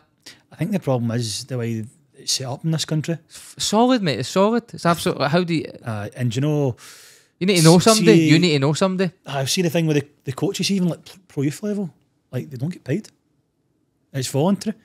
So if you're not even paying your coaches I don't know what it is for, maybe Rangers and Celtic are different, right? But if you're not paying your coaches, you're not going to get the best coaches in to coach. And then I think a lot of problems I've seen with, especially coming from like kind of the area I was brought up in Milton. A lot of the boys that could have made it kind of fell into drink, drugs, and causing trouble and all that. It's everywhere now, isn't it? Though? It's not just drugs are way more common now, mate. It's almost became trendy, isn't it? But there's been I'd say at least 5 boys I can think of off the top of my head that could have made it. That's mad, mate. That's a real shame, mate. And I'm talking about around about my age. A lot of them I think are still playing just at a low level. I think one did actually. Jesus, man. It just shows you, doesn't it? It just shows it's I feel like there needs to be more support from mate, like in Scotland, like across the board, mate. Because like I can't remember, like, do you know, I'm lucky, mate. I remember my dad bumped into a guy who used to be a referee. His name was Felix. He stayed on the corner of my ma's house. And I remember like he put me in touch with Davy Moyes' brother, Kenny Moyes, for a trial at Broomhill, which are obviously now in the Lowland Leagues. And I went out there and I had a stinker, mate. I mean, a stinker, right? I thought I was in shape, right? I thought I was in shape, mate. These boys were another level, mate. Different gravy. Different world, Standard was unbelievable. Fitness was unbelievable. And then I remember one of the first weeks I was there, they done this thing where they would run around Queen's Park or Victoria Park. I can't remember what one it was. Massive park. And they all cut across this bridge and cut the journey in half, right? You're getting timed for this and you have to be a certain time to be fit enough to play. I honestly thought when they were crossing the bridge, they were testing me as if to say, is this boy going to put in the work and work hard for us? Because obviously they could see I wasn't as fit as him. And I was like, no, I'm all right, boys. It turned out they were just like being cowboys and like cutting across, right? And that's how obviously I was more fucked in the games, because I'm running all the way around this whole park, then twice the journey. And then I get around there and Kenny's like that, Kenny Moyes like that. You're taking way too long. You've got to speed it up. No, that boy behind you was like 5 minutes and all that. And I was just like, oh, sorry, I'll get quicker. And then I remember my dad's never seen me play, right? And I'd always wanted my dad to come see me play. So they set up the first game. It's a CrossFit Ibrox. You know the picture CrossFit Ibrox? The wee one? We play there and we're in a game. Kenny goes, where'd you play? I go, I like centre mid or maybe up front. I can play there sometimes, maybe right back. He just pies what I'm saying. He goes, right, you got to play right wing. And I go, I'm not a right winger. He goes, play there anyway. First 5 minutes, mate, right? A ball comes out to me and it is a sloppy pitch. Sloppy ball. It was a horrible day, mate. No making excuses. I didn't have... my touch was terrible, right? I just didn't do well. The balls came to me. I've tried to take this guy on. I'm not kidding you, mate. This guy smashed me, and I mean smashed me into next week, man. I'm on the flare, waiting on the ref blowing the whistle. Doesn't blow the whistle. They go up and score. I couldn't come back to it, mate. I never went back there again. No? Never went back again, bro. I was so embarrassed because my dad came to watch me play as well. I never went back, mate. Just couldn't do it, man. I was so embarrassed with how I came out that day, and then because I looked out of shape, I looked soft, and it was character, mate. I was drinking the night before, I know, mate, like an idiot. Day before my first big game, mate, where it could have potentially went well for me, I'm out getting steaming the night before, mate. Do you think that affected you in the future then? Going to other teams and playing again? I never tried again. Did you know? No, I meant that 2 years before that, when I felt like I was maybe better. I was never amazing at football, mate, but I worked hard. And I had some wee type of qualities, but I was very crap when I was younger. It took me a long time to get decent, and that's because I used to go out and just playing constantly, especially in primary school, mate. I was rotten. I'd celebrate scoring goals that were like tap-ins, not like I'd scored a Ballon d'Or. Every goal counts, mate. Every goal counts. But then, like, I felt like I was getting somewhat quite decent, and then what happened was I had a trial set up, and then I couldn't make the trial, and then that other one got set up for me like 2 years later, and again, mate, I got an opportunity that a lot of boys, maybe the boys you mentioned, never got, and never took advantage of it. Weak mentality, maybe should have, on a different day I'd have maybe thought it different. Defo didn't affect me going for future things because I never tried again. I was just so embarrassed with it that I was like, and do you know what? A wee part of it, what happened made me fall in love with football a bit, playing it. So I don't think I played after that for about a year. I never played for about a year until I bumped into like Gary after school. And like I got my time wrong. I bumped into Gary no long after I'd started the trial. And then I'd not played for a good while after the trial, after that big game at Ibrox. And then I started playing football again, and then I just fell in love with it. And I actually realised, see, playing with my mates, it's enough for me. No, and I know, see, with these boys that you're talking about, that were obviously, you're saying were probably good enough to go. Maybe a lot of them felt the same way, where maybe they had an opportunity and they were like, do you know what? It's enough for me playing with my pals. But if you have a lot of support around you and there's a lot more like, where it's just one bad day, arm on the shoulder and all that, like where you need somebody to support, there was nothing, mate. I think that's where a lot of nobody boys said a word to me after that. I think that's where a lot of boys fall to the side when they've not got that. Because I didn't have that when I was playing, and some points I needed it, but I think that's where it falls. A lot of boys fall to the wayside and they've not got that kind of father figure almost. You know what I mean? Like kind of to put you in the right stead and give you advice, criticism. Still kicking my boss on. Constructive constructive criticism and all that. A lot that's lacking in a lot of people, definitely. You know what I mean? So I had fun though. See, just remember I was talking about we're going to talk about a few stories. So I've got a good one. I seen this guy handing out flyers in the town, right? And he said it was for Old Firm Legends, and he's naming players. I wasn't sure if it was real. I phoned the guy. he tells me, look, if you want to play in the game, so just coming to it, make a donation to the charity that the money's gone to, which is a local place in Kilsyth, and you can play in the game. Is that the one, Steph? No, Ross Davies plays in this one with me, so I asked everybody about, nobody really wanted to play in it. I said, Ross, look, you need to make a donation to play, and you'd be another team. So it happens, right? We go into it, we play in the game. Remember that injury I had in my leg? So that one that I'd done years ago, when I bust the tights, mate, there's periods of the year, right, where randomly maybe I'll move the ring where I've played recently and it'll hurt it, and it was so sore that I can't play for a while. So it was a bad time when about there that I hadn't played in 6 weeks, right? Sometimes you miss a week, you're blown out your arse, right? So I hadn't played in 6 weeks. I was not in shape, mate. I was in very bad shape for that. And I remember going out to do the warm-up and I was blowing out my arse just doing the warm-up. There's guys at 60 doing this warm-up that are Marvin sound. Andrews, yeah. Frank McGarvey, right? Oh, I go into the changing room. Rest in peace, Frank McGarvey. Recently passed away. Frank McGarvey. I go into the changing room and he goes, who's playing centre mid with me? And I go, me.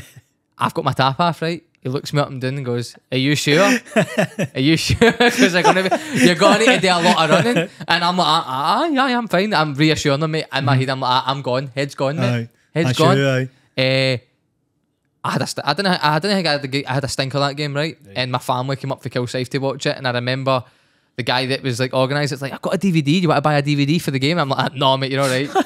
My highlights will be about 10 seconds. Me getting the ball off you after 65-year-old at the time or something like that, Frank McGarvey, and bottling it and getting him the ball straight back. Passed it straight back to him to the point where he literally went like this when I passed it back to him. Fuck's sake. Get that bin. Get that DVD bin. Frank McGarvey though, right? So we get in the changing room. Frank McAvenny, sorry. Exactly like you see him on the telly. See the way you see him? He's exactly like that. I remember Jose Atongo was playing. Right, he played for St Mirren and that. Cracking wee player. He was also a coach in A&M, so I kind of knew him somewhat. I don't think he remembered me, but Frank walks in, right? Frank McAvenny walks in first, right? Planks his foot on the table, the physio table, and goes, where's the wee woman? Where's the wee physio woman? Get her in here now, like shouting. And instantly you're laughing because it's funny. He's funny. Then he sits down, right? And it's all quiet. A lot of people are nervous. A lot of these people have donated money. There's only a few players in the game, maybe 4 or 5. Jose Tongo walks in. Frank McAvenny goes like that. Shouts at him right as soon as he walks in. He goes, "Ho, you!" And he goes, "What's up, Frank?" And he goes, "You've been shagging my missus." And he goes, "No, what are you talking about, man?" And he goes, "How? I'd shag your missus." Whole place erupts, man. I was like, he's exactly like that. Like you see him on the telly, man. It's like it was just gold, mate. Absolute gold, man. You sitting there like a wee boy, pulling your socks up. I'm sitting right next to him, mate. Absolutely howling, man. It was so funny, mate. Because see, the thing is, you could see in the game, right? Frank McAvenny proper went for it, but I could just tell Frank McAvenny couldn't give a fuck, mate. You could just tell me he was just swaggering about up front and all that. And I remember in that game, the first one I played in the charity game, I got told go up front. I was like, why the fuck? For some reason, I've just always get through up front. Do you know what I mean? When somebody's having a shit game, you just throw him up front, like get him a tapping or something. So they throw me up front. Marvin Andrews is still playing at this time. He's 3rd division. He's playing for. I can't remember who he was playing for. He was playing for. He used to play in the Lowland League. Playing for Rob Roy. I'm not sure who it was, but I know he was in the Lowland Leagues. He's came up, right, pulled up my big beautiful motor. He's came up for the game late. So when I'm up front, it's a normal guy about my height is playing centre back. He flies on, right after the game. He just played the game. Yeah, what? Comes on centre back, right? Comes on centre back. And I get the ball drawn into my feet, right? And me thinking, charity game. He's just had a game. He's got to take it easy. No, I'm wearing Celtic colours, mate. He absolutely sent me into next week, bro. I went flying. Mate, I can't tell you how far this guy sent me. I went flying. And all I could think was, I'm staying away from him, man. I'm going nowhere near him, man. He was laughing as I go fucking... I'm tumbling. He's just laughing at me, man. See, when Marvin Andrews was actually playing, I've never seen a player header the ball so far in my life. Mate, this guy used to header it. He was a unit. It's so far. Different gravy, mate. Different gravy. I actually have another story, I wanted to tell you. This is one I don't think I've told anybody this, really, right? See, when I was in secondary school, my attendance was shocking, mate. Right? I dogged it all the time. So the school came to me and said, look, Sean Paul, attendance needs to get better. What can we do? We've got this thing going, a football thing going on. So it's Rangers that are organising it. The Rangers coaches are going to come take 2 people at the school. We'll make you one of them. If you get your teachers to mark every class you're in every day, on a Tuesday and Thursday, we'll get the coaches to take you and somebody else in your position out the school. You'll get out early for 3 hours to play football, and then at the end of it, you'll play in a big tournament. Right. Amazing. So we were training in different places all the time. Sometimes it'd be other schools. But for some reason this day, we couldn't get the place we wanted to go. So we go to Clevedon, my school. So I'm staying there. Was it Clevedon? What is that? But they made it after hours this time because obviously during school hours there'd be classes there. Clevedon's up at Clevedon Drive, up like the Valley way, up that way. Right. Okay. So I remember we were a good bunch, mate. There was some really cracking players in there. I remember looking about and going, we're probably going to win this tournament, man. I knew some of the boys just for schemes. Like I knew their names and that. And we'd played together for a couple of weeks at this point, and I felt confident. And I remember we go in to use the indoor pitch because the weather outside was shocking. We go in and there's this group of girls in there. They were women. They weren't the girls. They were like women. They were playing football. And we walk in, they go, oh, sorry, we've booked this, guys. And we're like, fuck's sake. So one of the boys that was with me, it was dead cocky, a player. He goes like, why don't we just play yours then so we can all get a game? And the women go like that. They talk amongst themselves for about a minute and they go, let's do it then, let's play. So sure enough, we kick off. I'm not exaggerating when I say this to you, right? We didn't score a single goal against them. Like that good? Not a single goal. What age were you? They were grown women, mate. What age were you, I mean? 14, 15. But we were like fit. We were running a bit mad and all that. They bullied us. They scored plenty of goals. I kept hiding, mate, and going in goals, volunteering. And you know me, I never did that, mate. No. My team can be rattled. My morale was shot, mate. I don't think I got my morale back after that. Still trying to get it. So they rattle us all game. We don't score a single goal, which for MD that's played football, it's very rare when your team's getting blasted that you'll not score one goal. Didn't score a single goal. Coming off it. And I go and speak to them. Sure enough, mate, I found out they're the Scotland women's team. Oh, is it? Scotland women's team, mate. And I was like, I felt like a victim. I was like, no, they cheated us. They lured us in. But that serves us right for one. Mate, rattled us, absolutely destroyed us. The standard that they had, mate. I bet that brung you down to earth. It did, mate. It did. And see, the thing is, and it's always why I'll defend when people say it about women's football and make jokes about how, oh, this team beat the women's national team. A lot of shite, mate. I'll tell you right now, mate, that women's team was serious, mate. They were a good team. Very good team, and we were good players, mate. And they were playing for before we even got there. They were already like half knackered, mate. Smoked us, man. Absolutely smoked us, man. Aye, that was never the same. Have you any stories about any football games that you were playing in, mate? Any funny ones that stick out? Aye, I've got one. It sticks with me because it was about a referee and he's absolutely got in my head. I swear. Brilliant. So. I'll start first. It's quite it's got a couple of tiers to it. It goes for kind of one place to the other.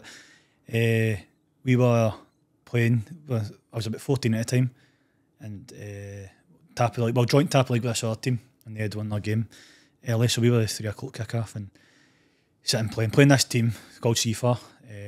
I think they were actually Bolton. I think they were doing that way anyway, and I absolutely battered him the full game, 0-0. And it's going to like the last couple of minutes. And corner's been whipped in. It's come out to me. I've hit a shot. Firstly, it's hit the boy's horn. Deflected, right? So you never get a horn ball in 11s, mate, in this country, at man. the start, I'm shouting for a horn ball. But it's deflected off his horn and went out for another corner. Right. This is like the ninth. I'm talking about like 94. This is like last kick of the ball. So first I've been shouting for a penalty. He's not gave that. And then the referees gave a goal kick. Right, so he's running up to the half line again, but my head's gone, mate. Right, of course, mate. I'm raging, right. Yep. And I'm sitting like, I was like, how the fuck see that's a home ball, you bent-eyed bastard, right? Mate. And I swear to God, right, I'll the fault, mate. I didn't know this, right. I never knew, and if I knew it, I wouldn't have said it. The referee's came marching back to us, mate. He's actually got in my face. What's he got? What age is he? I think he must. I was only 14 at the time. He must have been in his 20s. Right. Maybe I'd say maybe 30s. He's got grown guy then. Mate, he's got one eye facing that way. You had to say it, mate. You had to say it. But I didn't know. I swear to God, I didn't know. Right, I had a bent eye, and I've said, "You bent-eyed bastard." To him, right? You didn't know, but I didn't know. I genuinely, mate, because see if I knew that, like he's come up to me, right, and I've seen it, and I've went, "That's me getting sent off." And the league takes that quite seriously. You can't slag. So I'm going, that's me getting banned and all that, mate. Like, right. And he's come up to us, mate, and he's fizzing, mate. He's foaming at the mouth. And he's come up about that much away from me. And he's like, what did you call me? I'm like, nothing. You took the back seat of it, you balled it. I'm like, nothing, because I didn't want to sent off. Right? And I'm sitting there like, nothing. He's like, say it again. I'm like, I didn't say it. Right, never saw it. He's like, listen, I know what you said. He's like, do you want a red or a yellow? And I'm like, but I can't hold my tongue, right? Mm-hmm. So I'm like, is that not your job, mate? Right? Mate, you're such a prick, man. It's sent him, mate. I can see in his eyes, mate. Like he's proper. Oh God. He's went and all. You're asking for the red. He's went and I'm sitting there like, he's like, so he talks to me, blah blah blah. He's my yellow card. He's right at and both for full time. So end up 2 points behind. I'm sitting there like that. So I got away with one. Right. So ends up a couple of games later, I broke my ankle. So I was out for a couple of months. I think it was for 3 months I was out or whatever. And I came back. And same guy in it. So the team I broke my ankle against was the team. The game I came back was the same team we were playing, and the boy Seabrook was it or something? No, it was no. So no, a couple of games after that I broke my ankle. Oh right, okay. So when I came back after 3 months, the team I broke my ankle against, we were playing them again. Right. The boy I broke my ankle was playing. Right. So I'm up for it. I'm going to take this boy out. I'm like, the full team's up for it. I have him back. Like, my pal Aiden, what a player, by the way. Aye. My pal Aiden, we end up playing, went to the team. Aiden's a good player. He was... Works his socks off, didn't he, man? Aye. Mate, he's one of these guys that he's so consistent. He'll never give you a bad game. But we were up for it, full team was up for it, man. And you know that before it, the ref comes in, checks your boots and your shins and all that. So I'm sitting there and I'm sitting at the far corner, and who walks in? What ref walks in? That guy. The same ref, right? Wasn't even look at you? No. And I've clocked him. I'm like, oh, no. So see, he's going in all the players, and I'm sitting like that. Don't make eye contact. He's come up to me, he's like, studs. So I put my head down, I'm like that. Like, studs. He's like, shin guards. I'm like that. So I've not even looked up to him yet. Right. I've not even looked up. And he's done the shin guards, I've looked up. And he's just looking at me. And I looked him right in the one eye. And he's went, and I just know. I'm like, oh no. I was like, he knows. He's like, I'm rumbled. He knows it's me. He knows it's me, right? Right. And so we're playing, and I'm not even kidding on. See, I must have had easily about 3 or 4, no, 5 or 6 tackles about me the boys could go to jail for. Genuinely. Like, these boys were going through me, right? Right. And because we were doing the same back, Ranger. Right. But face the game. Right, every tackle against me, I'm talking, boys are too fitting me, and not even a yellow card. And that's when in my head I was like, he knows it's me. He knows it's me. Right. See, in the same game, was it other people getting tackles that were getting booked? I got booked. Or was he just letting everything go? I got booked in the first 2 minutes, and I didn't even touch a boy. Really? Because I know, and that. So he's sprung in that stuff. See, that's why I worry about the top tier. Like, do you think the ref stayed at the top tier, mate? Do you think they go in with a bit of, like, if somebody said something to the ref at some point in the game, do you think they go, oh, this guy's called me this, I'm carrying that? They must. You never know. You're only human, bro. Do you know what I mean? You never know. But I knew as soon as like 1 or 2 went in, and there wasn't booking them, and then a boy too fitted us, and then I get booked, and I'm going, right, this ref isn't, like, he knows it's me. I between him checking, I was in my head, I was like, I think he knows it's me, but I was 50-50. And then as soon as the I was like, no, he knows it's me, right? So it was agreed before the game, because it was my first game back, and the manager's like, I'm going to take you off about 70 minutes, just because you've not played for 3 months. Fair enough. So even before that, I was like, get me off this park. I'm going to end up getting killed here. Aye. And so 70 minutes comes, and manager whips us off, and I'm walking off. And the referee shouts me. He's like, number 6. He's like, number 6. Oh no. I walk back, and he puts his on it. So I'm like, oh, like, bury the hatchet, it's happened, whatever. Shake his on, and he pulls me towards him. Goes like that. Who's he bent-eyed bastard now? Does that? Get off. Mate, he'd gone. Mate, mate, do you know what? Like, I just looked at him like a wee lost puppy. Couldn't even say it to him. I was like, what can you do, mate? Just went, that's brilliant. Fair enough, mate. That's good. I just walked out. He's done me an absolute belter, man. Aye. That's good banter, that is. No, fair play to him, because good. My head was gone, mate. I didn't recover for about 3 weeks, mate. Like, genuinely. Aye. Oh, man. That's one of the ones, man. We seem you've got nothing to say back to somebody. You carry the ones. You're like, fuck, I've been done here. I smiled at him, and I just went, I can't even say it to you. Like, you've absolutely done me there, mate. I just walked off, mate. What was his name? Did you ever get his name? I didn't get his name. Shout out that guy, man, if he ever sees this. He'll be probably saying it to the telly. Get him on, I'll fight him. You and him fighting. Make it a Hell in a Cell match. Oh, by the way, fair play. Do you know, I got a funny one that I actually forgot all about. I didn't even like take a note of this to tell you this, right? It's just came in my head. One day I was coming out of the subway at Buchanan Street, right? And I came up the stairs. This is about a year after you have signed like Worrell and all that, like Warburton signings, I think it was. He signed Goldson and all that as well, didn't he? I think he did, aye. Right, so I came up Buchanan Street subway, right, come right up the top of the stairs. The town's not that busy at this time, it's quite early. who turns the corner wearing the red jacket for Thriller, the Michael Jackson video Thriller, Golson, mate, and it's up like this on him, and he's walking about with his missus, and at first I thought it's no Halloween, right? He can't be got a fancy dress party, it's first thing in the morning. Him walking about with this jacket looking serious as hell, by the way, and I just looked at him and I just laughed. He saw me, he looked right at me, I'm just pure laughing, I couldn't help it, mate. Walking about with a jacket like this one, red, like, leather red, like the Thriller video, mate. What month was it? Nowhere near Halloween, I take it? Oh, neighbour near it, mate, neighbour near it, to the point where I just couldn't get my head on it. So, like, because I couldn't process what was happening, I just laughed. Right in, like looking right at him. Obviously, not close enough for him to actually grab a hold of me because he'd have thrown me about. Yeah, if you started knocking, you'd have died. Oh, mate, you'd have killed me, man. Size of that head, man. What was who surprised you the most this year in the league? Team or player? Team. Hearts for me, mate. I would say Hearts are always kind of a third, fourth place team.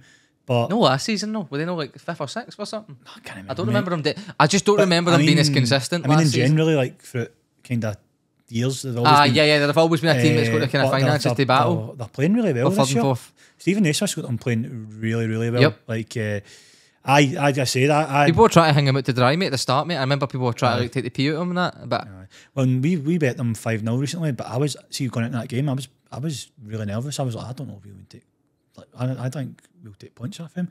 And obviously, you get that way with Derek McInnes' team as well, mate. Like, you look at it and you go, aye. Come on, look, how are you going to take points off them? You seen that way? They bet you. They're betting you used twice this season, or not? Yep. They're no a team that will lie down. Frustrating, mate. It's frustrating when you go there and time's gone. You would just assume you're going to collect the points, man. But no team's got any right to walk up and take your points, mate. And I think for me anyway, as good a job as Derek McInnes has done, phenomenal, right? I'm just surprised that Naismith going into that job has done the job he's done. For me, that's my biggest surprise. Hearts as well, you know? We agree on Hearts? I agree on Hearts, mate. Have to, mate. Just because I know, again, it's hard to say that with Kilmarnock putting Celtic at the cup and beat them twice, but in terms of...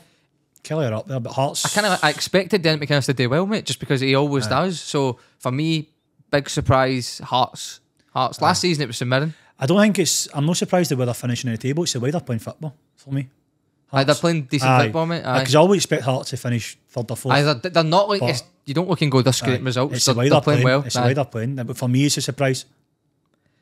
Next question I've got for you. Like, have you got any football players you've ever bumped into and met? Early years? Do you know what I met? Any players, not just Rangers? Well, I met Glenn Kamara a couple of years ago. Did you? In the Tun at Buchanan Street. Right. What was that like? I was interested in it myself, and I remember it was the middle of winter, and I was wearing shorts. So I always wear shorts. I was wearing shorts and a hoodie, and I didn't even know it was him. I just seen this guy like walk in and like kind of looked, see if he was busy, and walked back. And I was like, he looks familiar. Who is that? I just went, Glenn. And he turned around. And I was like, right. So he came up to me like he was like I was talking to him like I'd known him for ages. Right. He's like to me, it's freezing. What you doing wearing shorts? So I was like, welcome to Scotland, mate. It wasn't long at like and I was like to him, I was just talking about me. I was talking fair play to him. I spoke to him for about 20 minutes. Amazing. And he was just that's good, mate. That's what I like to hear. Talking to me like he knew me. Like you're a pal. And I said to him, it was what season was it? I think it was a season before we won the league. A season before we won the league. Just saying to him, listen, what a steal he was, by the way. What was it Dundee he's got him for? 50 grand. And I said to him, I just remember saying to him, like, you don't know how much this will mean to Rangers fans if you won the league and all that. So it was basically me that won the league for Rangers because I said to him. Clip that. It was Cammy's taking his test. Forget Gerrard picking the team or the players that went out there. It's your 20-minute pep talk with Glenn Kamara where he saw you in the shorts and got a bit scared, basically. So what I basically done is I got him. I started give him a team talk. Started doing 1-2s with him and all that in the Tun, and I just David Moyes phones Alex Ferguson, Glenn Kamara phones you. He was doing the Nelson Mandela square. I made him do laps from it. And I was just seeing his fitness and all that. So you did, aye. It was me. I was going to take shots and that. And so it was Kyle. We'd still be doing laps. Wasn't even started yet. But, so what's your all-time Rangers 11? Have you got an all-time Rangers 11 that you'd go with? Personally for me, like just I'm going off kind of my era. Go with your era because you can only judge the ones you've seen play. In goals, I would say Alan McGregor. I think that's quite obvious. Kloss? I like Kloss, but when I was... McGregor's a better penalty stopper as well. You get that... when I was getting into the range, like when I was first getting into it, Kloss was kind of towards the end of his career. Do you mind when he ran out about 30 yards and fly kicked Stephen Pearson and got a yellow? He deserved it. What are we doing here? We'll just stop the game out. That's a yellow. The keepers came out like 30 yards and fly kicked Stephen Pearson. And it's a yellow. Ginger, mate. Ginger rules, that's what that is, aye. Right back, it's be Tav, doesn't it? Does it? I think Tav, just for the sheer numbers. Okay. He scored there, I think he's 121 on. Was Neil McCann all right back? No, he's a winger. Was he? He's a winger. All right, I thought Neil back. Did he play wing back maybe? Because I always thought he was right back. Right and left wing. Right, okay. He must have played right back for a game that I've seen then. Tav for me, but I would be Alan Hutton be up there, but he wasn't at Rangers as long. What a player, man. Alan Hutton was, aye. Centre backs. So, right, Tav, right back. Centre backs. Big Davy Weir. Okay. What a player. And he came to us when he was like 38. I know, mate. Mad, innit? He was so good, mate. Jesus, man. He was just no messing about. He was good. Other centre back. Amaruso. Good shout, mate. Aye. And I didn't see a lot of him, but he's a good player, man, for what I've seen. Left back.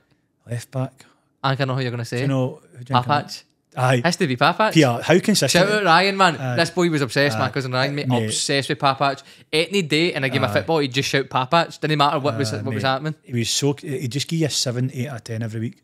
He was a good player, mate. And he was so consistent. What a haircut and all he had, man. What a trim. It was so good. He made the mushroom look good again, didn't he? Mate. Sweat back mushroom, man. Mate, he's what a player, by the way. Right, who you going left side? Are we playing 4-4-2, I take it? If that's, how would you I'll set play 4-4-2, right? Well, I go for that. For argument's sake, left wing. Who's your left winger? Left wing. We've Vladimir Weiss. He wasn't early enough. No, he wasn't. He didn't achieve enough either. I think who's playing the left? I don't know. Come back to that one. Centre mid then. Who's your centre mids? Centre mids. Barry Ferguson. I think that's an obvious one. What a cat is a leader, mate. Right. I'd be crying out for a Barry Ferguson in that team right now. Genuinely. Met his brother. I met Derek Ferguson. Aye, because I played in 2 charity games, and in the second one, Steph came with me, and nobody else came, like name family, and that was the one I actually done alright because I was playing near enough the time. I remember I played the ball through on the left side of the box, and it was just kind of at the edge, and then the boy drived in as if he was going to go to the corner flag. So I came up to like the edge of the left side of the box to shout for it back. And I'm not going to lie, it was weird. It looked like he didn't want to give me the ball. He was dead weird about it. It was like he was looking for something else, but I just kept shouting. He gave me the ball, and the Gorham's in goals, right? And I take the ball, and do you know what way you kind of sweep the ball out to get your feet right so you can curl one?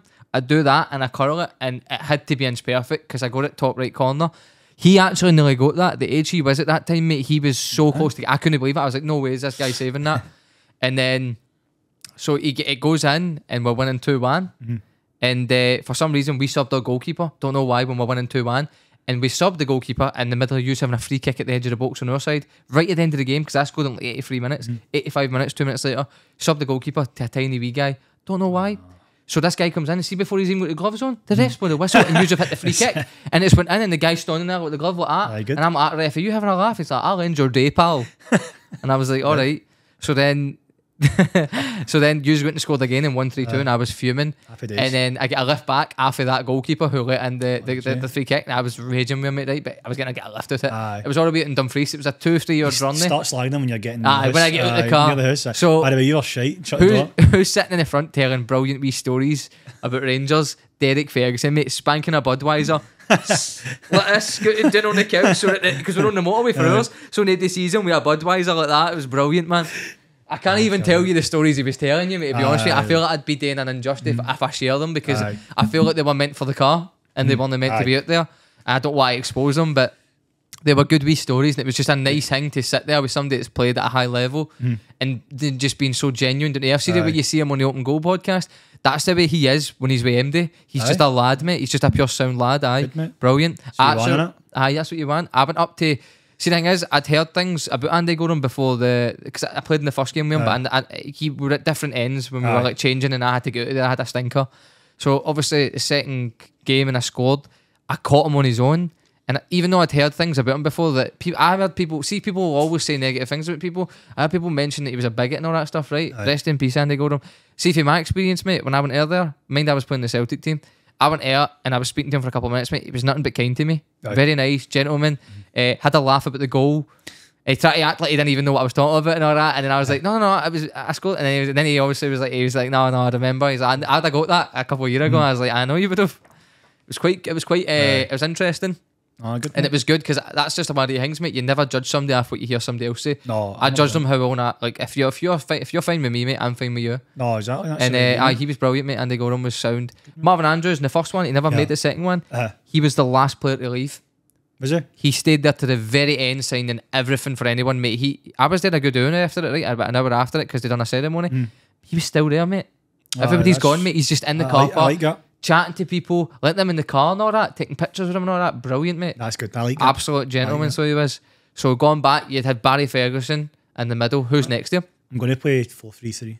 Oh, he's changing it up. Spicy. Let's go. Who's playing in there? Who? Ronald De Boer. Okay. What a player. See if he came to it wouldn't be at Rangers if he didn't have his injuries, but see if he played with it. He was playing with no knees. See, mate. I know, but you think so anyway? You're not Ronald De Boer. I'm not, mate. I'm not. What a player. He was like, mate, see, he would be frightening. See, with they two though, I'm thinking, they're no more like, defensive. So who's your other midfielder then? I'm thinking somebody that's going to go forward. Unlocks that final pass. Come on, man. Oh, De Boer could do that. De Boer could. Gaza. Would you get Gaza in there? That was before. I would have him, but it was before my time. But I'll put him in there. Who would you put in for your time then? And as a kind of, because you need if you're gonna have they two in there, I think you need to have somebody that can like unlock that pass, because the front three can't rely on each other. You know what I mean? You need that. Who's the guy that's going to go in the middle with him? To put Brian Laudrup in. Really? That's a shout. But again, that was a wee bit before my time. But was it?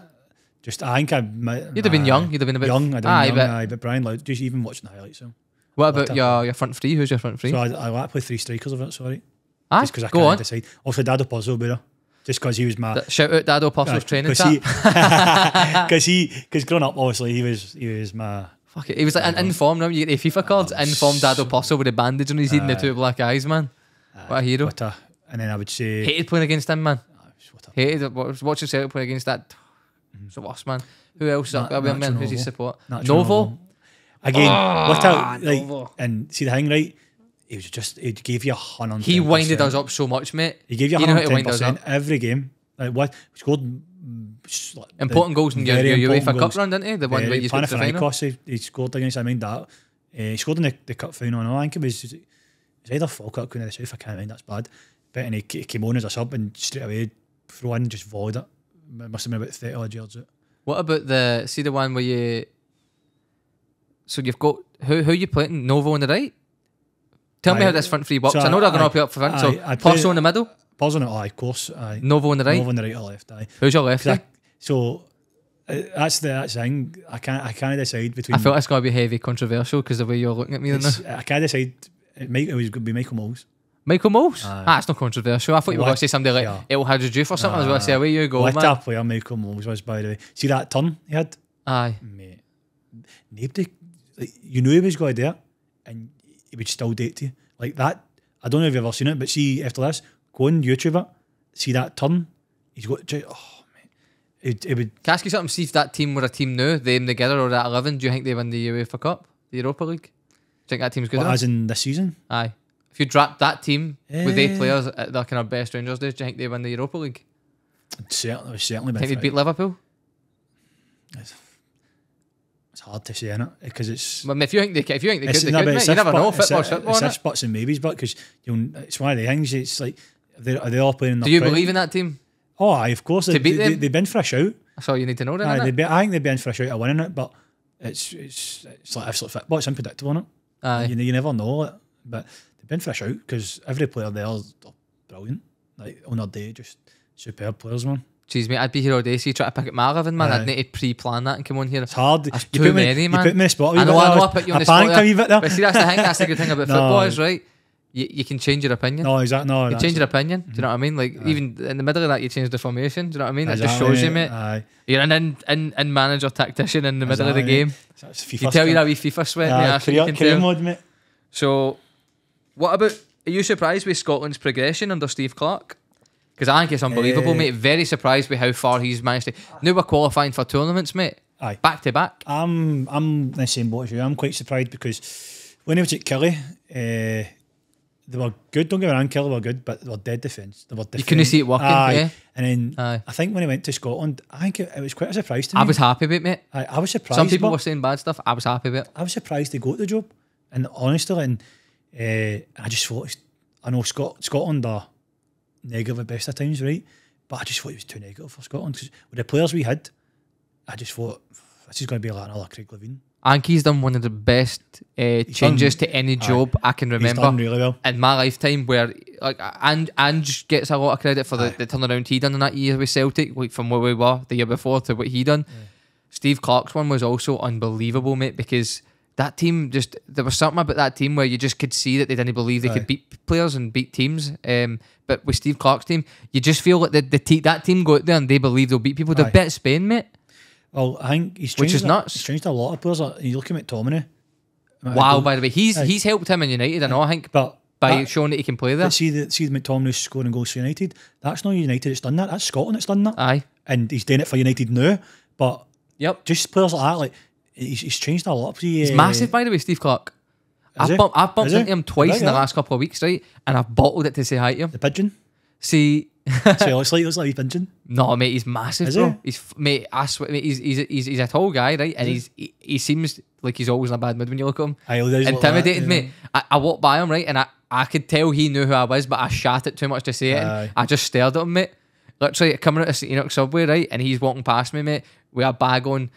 You notice him as well because it can't be somebody that looks like him that's wearing like almost like a Scotland kind of jacket, but wear like a shirt and tie underneath it. Dead smart, mate, but also dead kind of look like that sporty look about him as well. But I just bottled him and couldn't say anything to him, man. He's just pulverising, mate. For trials? What? You're asking for trials? No, mate. What, you want to get? You want me to get you one? I'm done, mate. I'm done, mate. I tell you, me, Steve Clarke. White surrender flag, mate. Steve Clarke are close. We're close. I was rotting, mate, and always will be. VAR, mate, right? What we saying? I would take VAR out of football today. Would you take it out? I would take it out. It's not ready. Why are we using it, mate? I don't get it. I just think, why change it? Like, fair enough. Like, the way I see it is, refs are human. They're always going to make mistakes, right? And no matter, like, so what? If a mistake goes against you, your team, you know for a fact in the future it's going to go for you. It just swings and roundabouts, innit?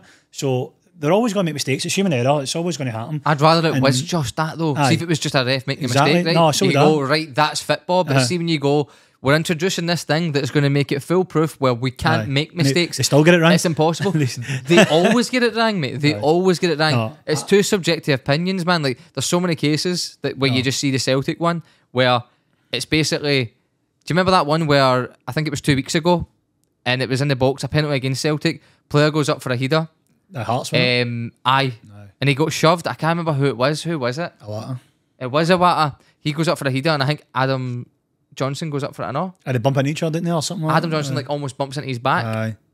And so Awata's got no control of that. He's been nudged mid-air. So naturally, if you're pushed in the air, your hand's going to move, right? I don't think How can you say that's a penalty? No. See if the player's freestanding on his own and there's no interaction with another player's physical like presence, then your hand, you could argue, is in an unnatural position, which again, that one itself subject to opinion, because you could say, well, is it unnatural to put your hands up to leap? Because that's the way most people get a good leap. You'll use your hands as a bit of emotion.